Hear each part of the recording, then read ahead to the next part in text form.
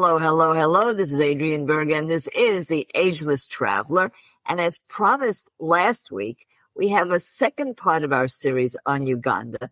And I thought that it would be really important to look at safari separately, because I know that safari is the number one thing you guys have on your mind when you associate Uganda, or maybe any country in Africa. But you may not realize, if you understand what's going on in Kenya, Tanzania, South Africa, yes, they all have safari, and you have a vision in your mind about what it's like.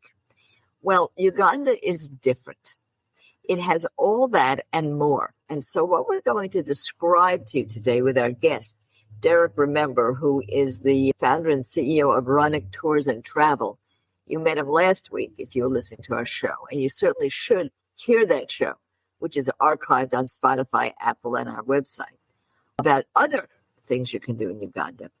He's going to bring us to three kinds of safari. One is what you imagine, a type of safari that you might see on the Lion King, right? Another kind of safari he's going to bring you to is the trekking safari with gorillas and chimpanzees, for which Uganda is extremely famous. But there's a third kind of safari that I did not realize was so prevalent in Uganda, that I have to tell you I enjoyed perhaps the most. And that is the water safaris, going out in boats and seeing the animals in the evening, at the sunset, and during the day. So there are at least three kinds, probably more. And the fourth, I'm going to add a walking safari, where you actually walk in conservancies, particularly Ziwa, which is to reestablish the rhino population. So we're going to be talking about all of that. They're all extremely adventuresome and swashbuckling. And don't let anybody tell you can't do it, because you can do it. So Derick, thank you for being with us again, yet a second time, because there's so much to say about Uganda. Thank you very much, Adrienne, for having me again on this show. I'm privileged to be with Ageless Travelers once again. Yes, we have various types of safaris in Uganda, and to be specific, you asked me about the gorilla trekking and the chimpanzee trekking. Uganda is home to over 51% of the world's endangered mountain gorillas. And we have these, there are two national parks in Uganda that you can visit if you want to do gorilla trekking. One is the famous Bwindi Park, and then there is Mugahinga Gorilla National Park. The chimpanzees, we have Chambura Game Reserve, and we have Kibale National Park, famous one for chimpanzee trekking. Now, this, like you said, Adrienne, very many people, when they hear about gorilla trekking, some of them be like, oh my God, will I be able to do it? Isn't it too complex for me? I want to encourage you and tell you that if you want to do gorilla trekking, you have 97% chances to be successful with the gorilla trekking. I think it's 100%, because I have to tell you that there were several ways of doing it. One is the way we did it. We had people pre-track. We didn't even know that happened. So they kind of had an idea. Now, you never know. There is adventure to it. The gorillas do not, they're not part of the tourists. They don't get paid. So they can go anywhere they want to go. But there is a pre-tracking. And when we finally did get into our Jeep with a guide and two armed guards, by the way, the 6 people. So don't worry. They don't kill the gorillas. If the gorillas, they just shoot in the air just in case there's some problems, which there rarely are. So you have that element of excitement.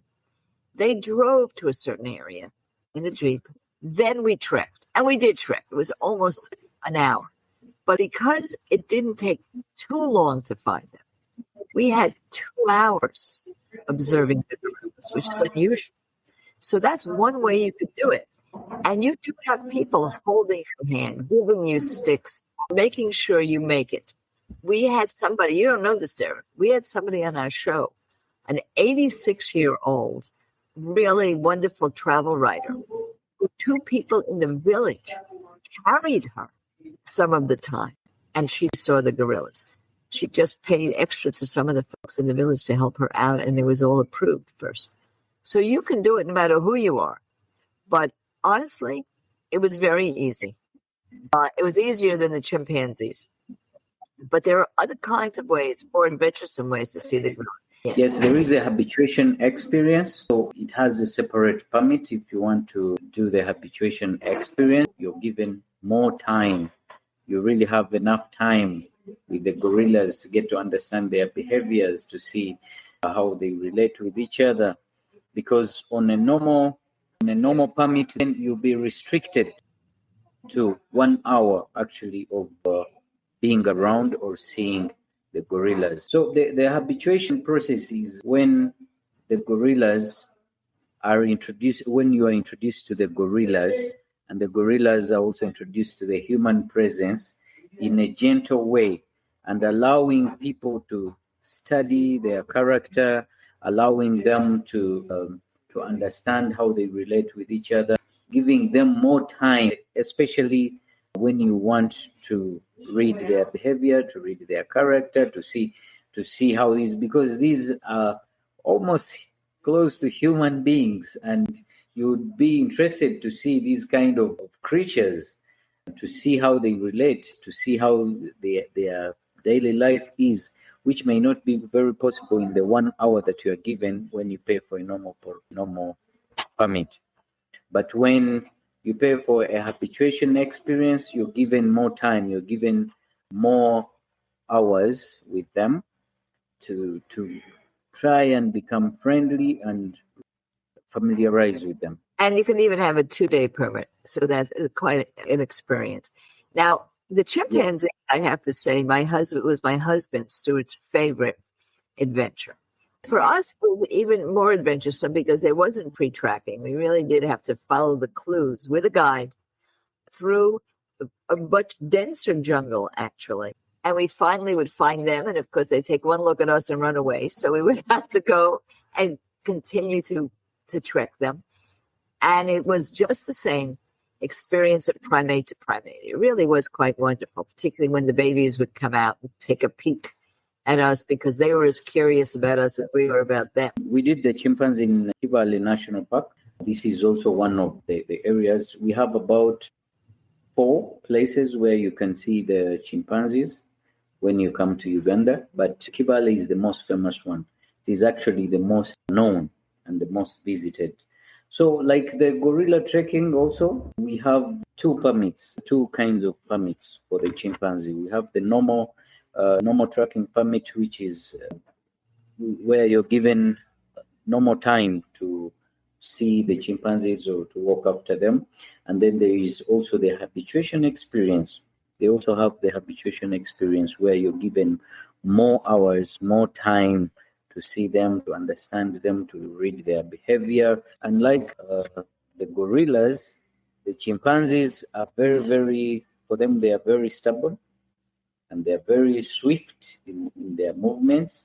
So you could also have longer hours of trekking when you want to see the chimpanzees. Now, there's another kind of experience which is not called safari, but I want to throw it in here because it was one of our greatest experiences. There are community walks, and Derick took us on several community walks. These are created by villagers, and a lot of it is for revenue for them, where you do walk through very interesting jungle areas, and you do see other animals like red-tailed monkeys, other kinds of monkeys. You do see, and then they're not in the gorilla and chimpanzee close to us DNA range, but they're fascinating to see. And you do walk. We walk to caves with, again, wonderful stories.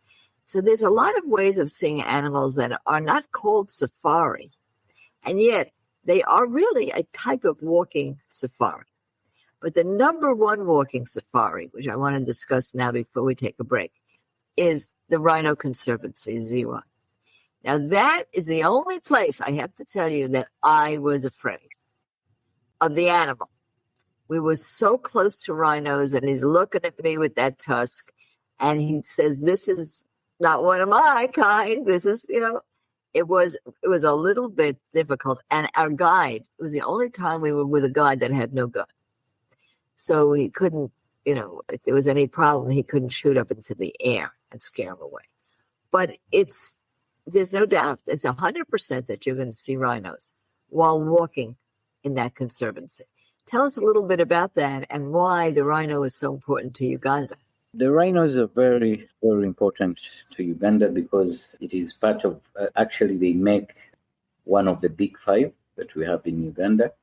And the conservation efforts have been ongoing because we were they were running extinct in Uganda, but now the Ziwa Rhino Sanctuary that we visited has actually made a number of them, and recently we are doing the rhino naming ceremony to name them, and actually the Uganda Wildlife Authority is planning to move some of the rhinos to the national parks, to some national parks like Debo Valley National Park. And this experience also is a great experience that you don't need to miss, because 100% you'll be sure that you'll find the rhinos. And our rhinos, different to other rhinos that you'll find in other countries, we have different species that are actually more big and actually less aggressive than other rhinos that you'll find in any other country. And it is 100% safe to be close to them, because the rangers they give you, the rangers that you go with for the experience, are really, really highly trained and experienced, and they can read the behaviors of the animal, and they will know that now it is safe to come close to it without it retreating, or maybe without the rhino or without the animal behaving harshly towards you. That's why you see, unlike the other safaris that we took, the rangers were armed, but here you could have a ranger freely move with you without the arms, because these rhinos that we have particularly are not very, very aggressive, and they have learned their behaviors.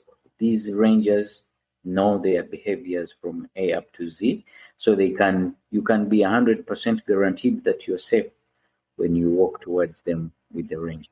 Yeah, that's what I'm told. Let me tell you something. When you're under 5 feet tall and you are just not, oh, here we are, I'm going to see a rhino.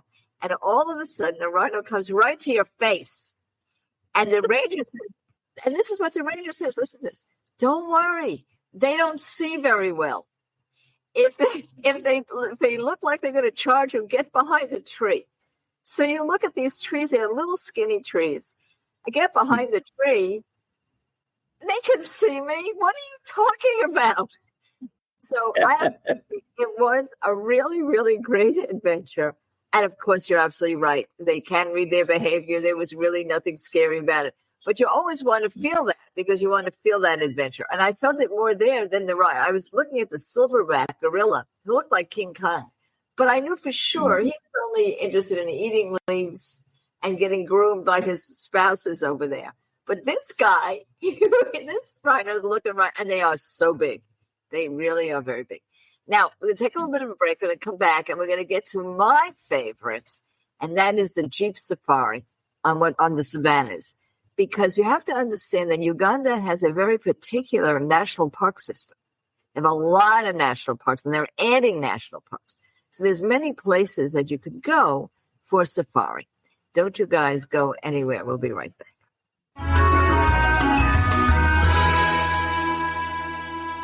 Did you know that 3,000 people receive the Ageless Traveler newsletter every single Tuesday, and it's free of charge? Well, you simply subscribe on our website, agelesstraveler.com, when you see the pop-up, or take a look at the resource section that's in the show notes accompanying this episode. You'll also see how directly you can subscribe to our newsletter. Now, what will you find in there? Well, every single week, you will get news you can use about travel, cultural experiences you can enjoy, suggestions for luxury travel for less, and yes, I answer your questions. And you can even send me those questions by text or voicemail, and you'll see just how to do it when you receive your Travel Tuesday newsletter. Plenty of discounts, plenty of inspiration, so that you never stop traveling. That's agelesstraveler.com. Take a look at the pop-up, subscribe, or take a look at our resource list accompanying this and every episode, so that you get a direct link to Travel Tuesday.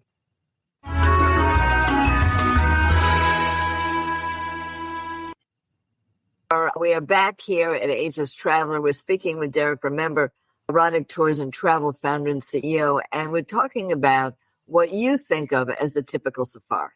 You get in a Jeep, you have a guide, they've got a walkie-talkie, they've got binoculars, and they're running around the roads of a national park.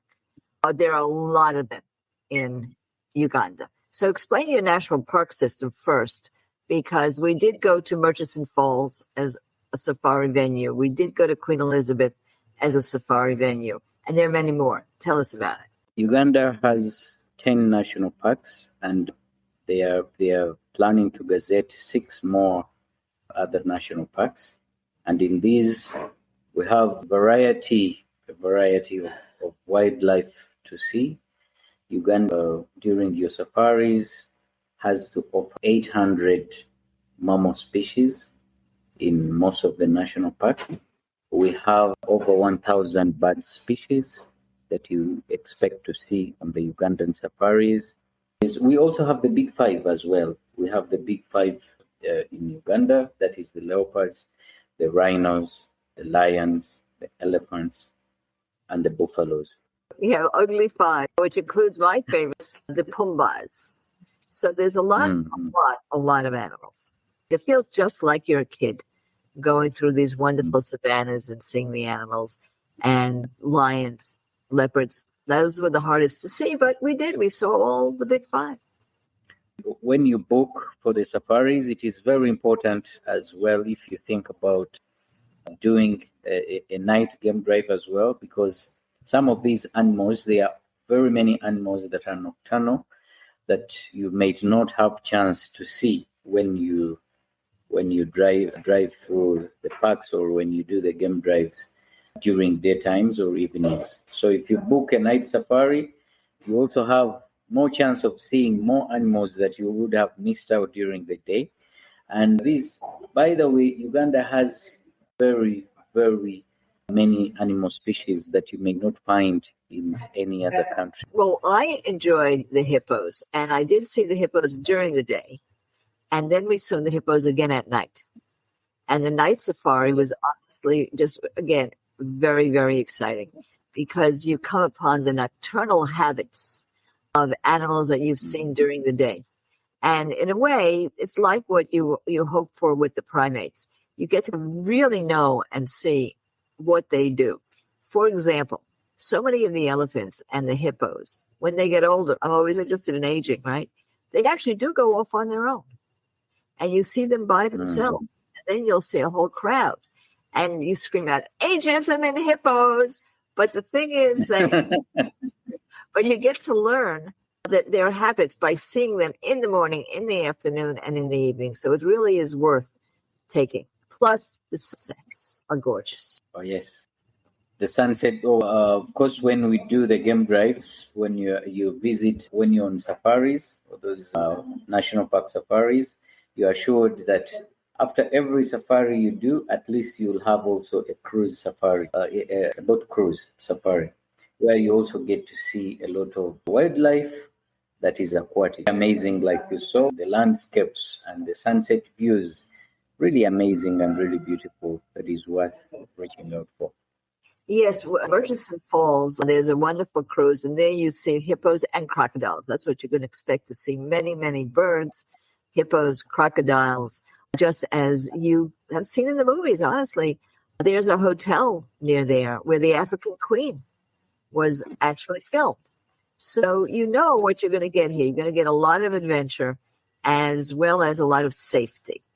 When we come back, we're going to talk about this last issue, because some people do not go to Uganda because they are concerned with, and I was very concerned with, am I going to get sick from the food, a mosquito? Well, I was so wrong and so nervous about it. And I do think it's important to say it's an extremely safe place to be. Don't you guys go anywhere. We'll be right back to encourage you to visit this extraordinary, unique country.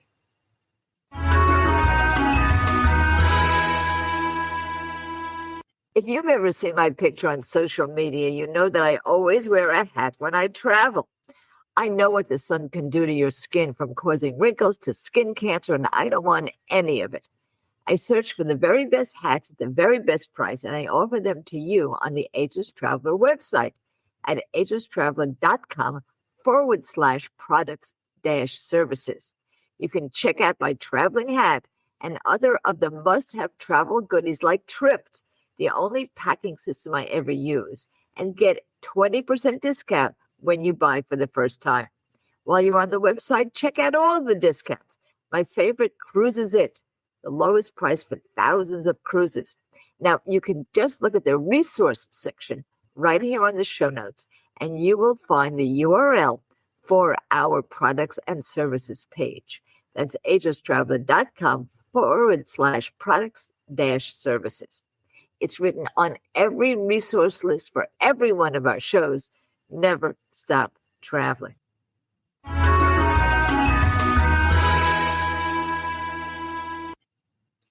And now we are back, and I can't say this is the end because Uganda is one of those places that kind of stays with you, as Derick says.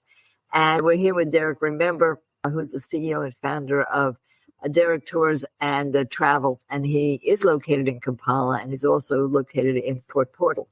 And there's so much more to see. I mean, we can cover so many things. I will be having a separate show for my United Nations related podcast called On the Ground with regard to the Batwa.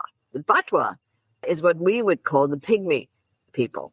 And they actually had a hard time with regard to their life in the forest because of the protection of the gorillas.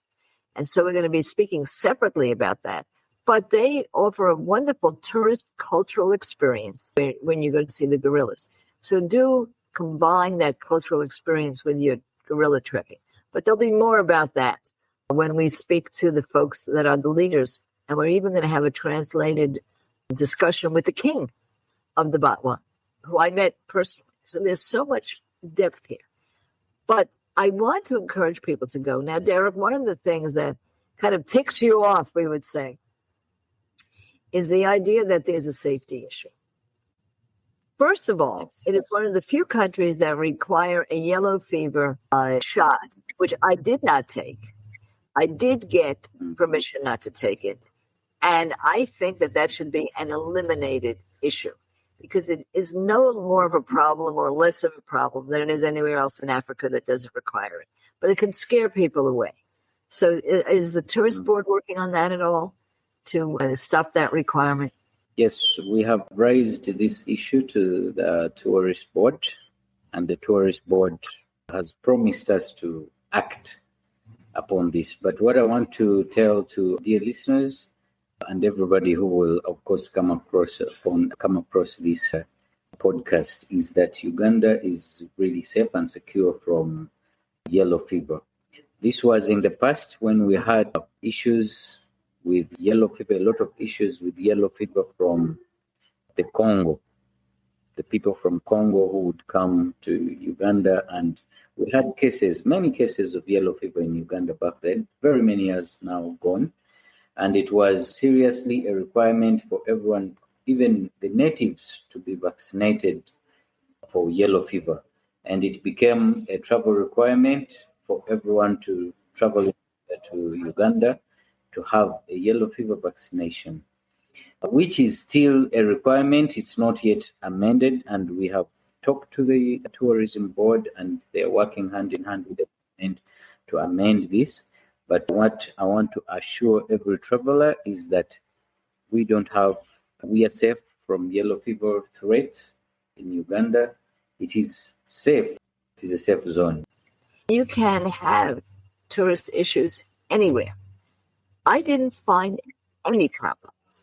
And I know many people who traveled to Uganda, and never once, including people who have been interviewed on this show, did they have any issues at all. So I think this is something that has to be looked into as well, because it dissuades people from having some of the great adventures of a lifetime. Yes, of course. The safety issue is really, it is, I think, one of the top issues that have hindered many tourists from coming to Uganda, because if you talk to anyone from the UK, and you told them, please, you need to visit Uganda, the first question they would ask you is it really safe? really safe in Uganda. That is because there is a lot of false rumors that have been told about Uganda. Uganda is not safe. Uganda has a lot of rebel activities. Uganda, a lot of robbery. And so much has been told. Yes, well, some of these cases have been true in the past, but over the years, lately, I can say more than 8-10 years, Uganda has been very safe.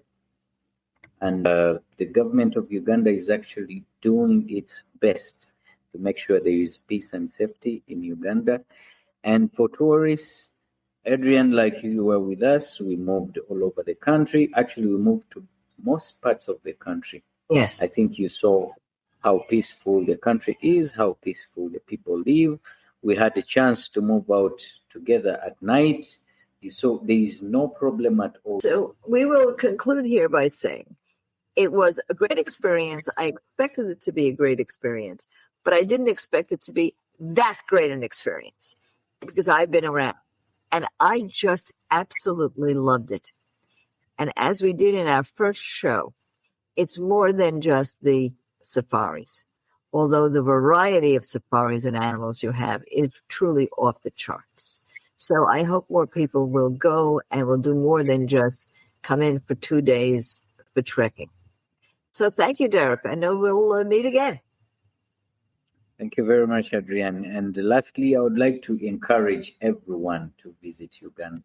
Do not visit Uganda as a by the way for just gorillas, but you need to take time and visit Uganda because there is so much you're missing that you can never find anywhere in the world.